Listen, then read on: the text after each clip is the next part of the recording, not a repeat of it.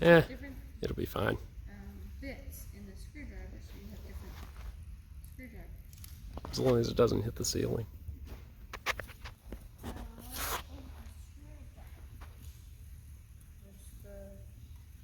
The shiny thing is just, see, there's a shiny thing in there. This is a screwdriver. See? You look in there, you see there's that. You see? There's that thing that has the hole. That's a screwdriver. But we're not going to pull it out. Right. You done?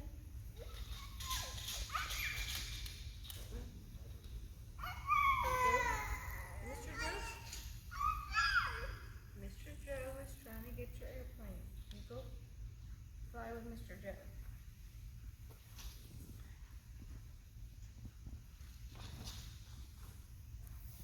Make sure super glue to hurry up and dry.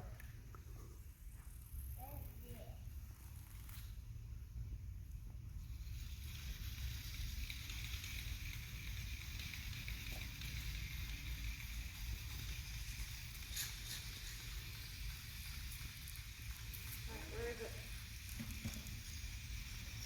No, it's heavy. It's running out of turns too.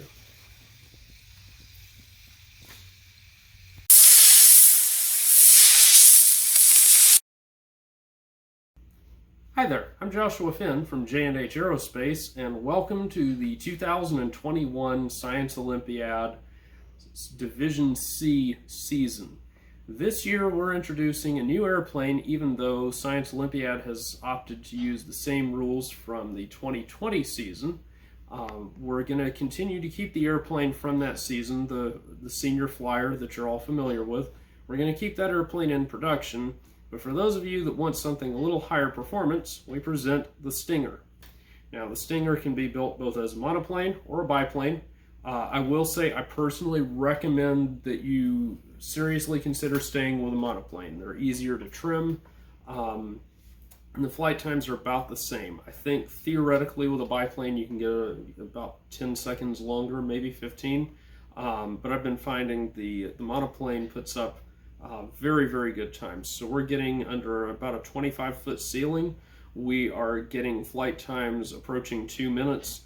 I'm dead sticking on those flights, so probably I could get up to 2 minutes if I spent the time to trim the airplane out. But our indoor flying opportunities have been quite limited, so haven't been able to quite make it to that 2-minute mark.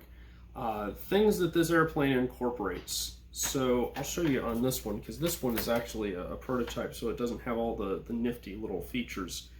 But we have little shims that you... Can you move this one a little bit more? Okay.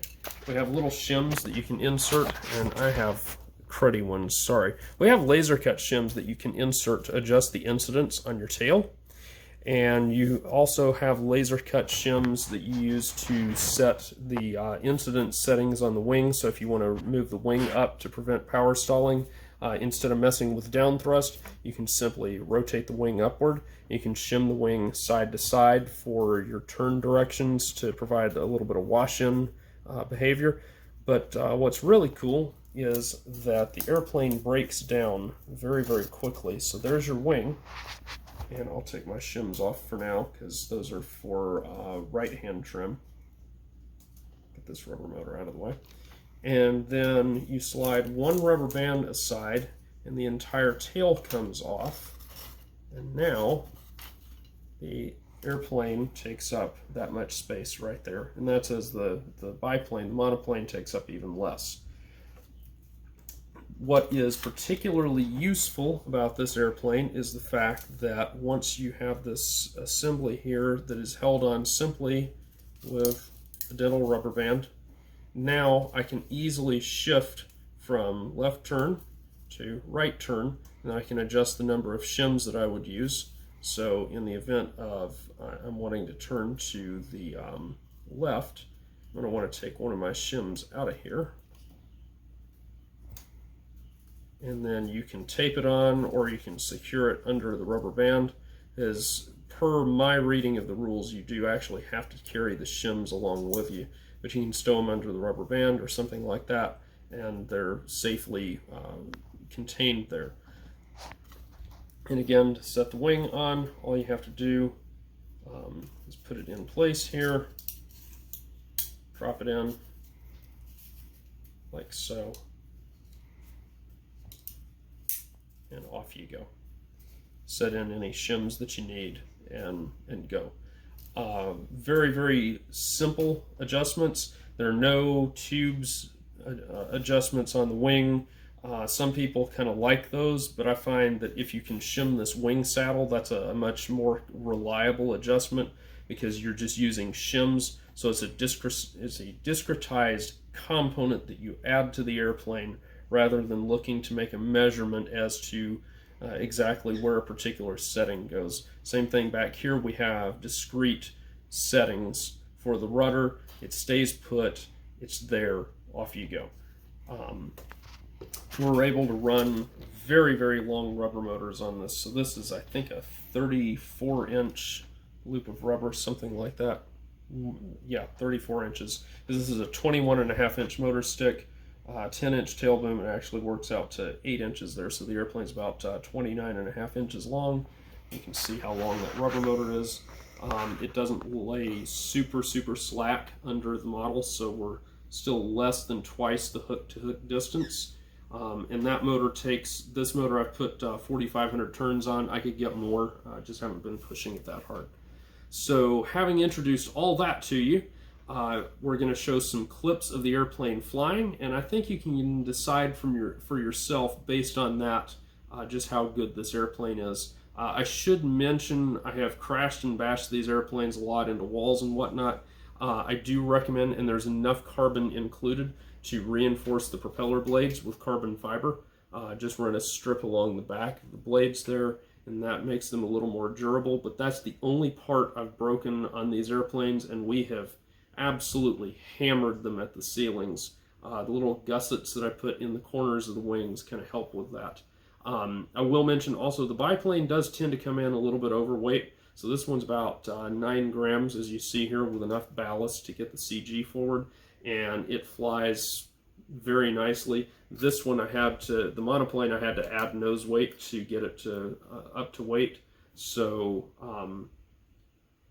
again, decide for yourself there. Like I said, I think these fly about the same. In theory, you could get the biplane to fly a little bit longer, but the bottom line is either one, you're not going to be at, there's nothing currently out there that is going to be superior to these airplanes. You might find some that are equal. None of them will be in kits, quite frankly. So check these out on our website. The kit is $50. It builds one airplane.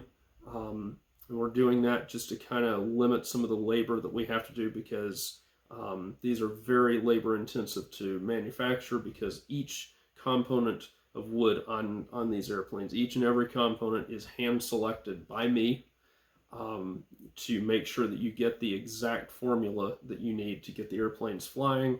And of course we offer product support as far as trimming advice and whatnot to get you flying. So hope to see you at Science Olympiad Invitationals over the next year, and check out the Stinger.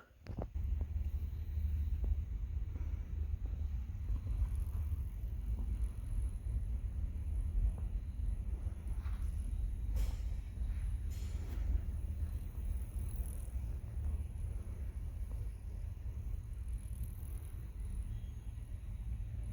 was hoping I didn't overcook another one.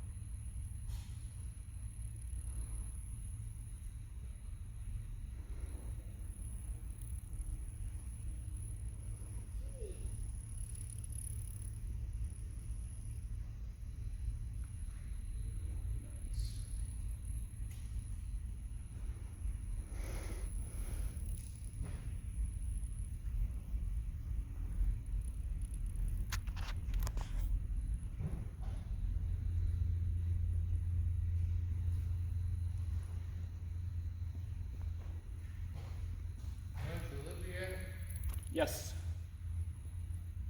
They doing that this year? They claim they are.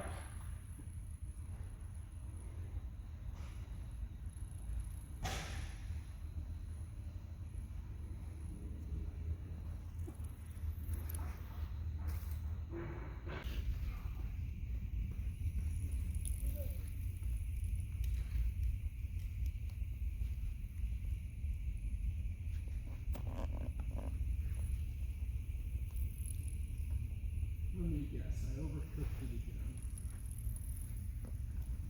I did. Why do I keep doing it?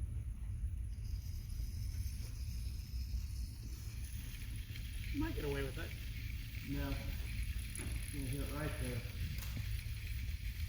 I think that's called getting away with it. It won't last.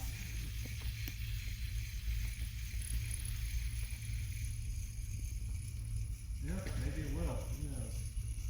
I just feel some very Steve Browner cynicism Yeah. is appropriate. The line of that prop is something else. That's the bearing complaint, and I haven't figured out a way to make it stop. But, I mean, the plane flies efficiently, so I guess it doesn't really matter. I have to order a new one from China.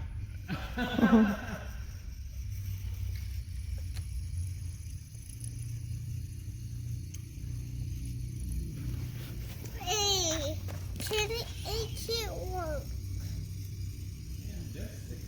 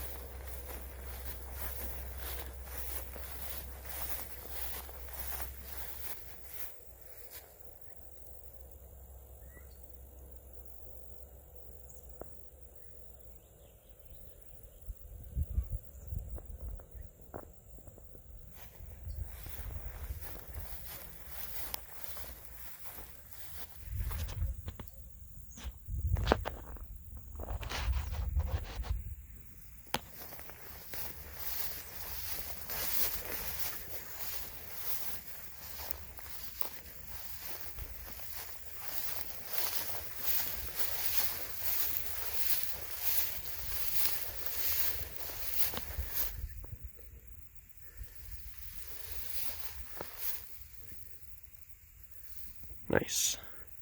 Hi, I'm Josh Finn. This is Hope. We are J&H Aerospace. If you like this video, hit the like button. Also, how about subscribe to our channel and check out jhaerospace.com for new free flight products and all of the tooling that you'll need to build them. Thanks for watching.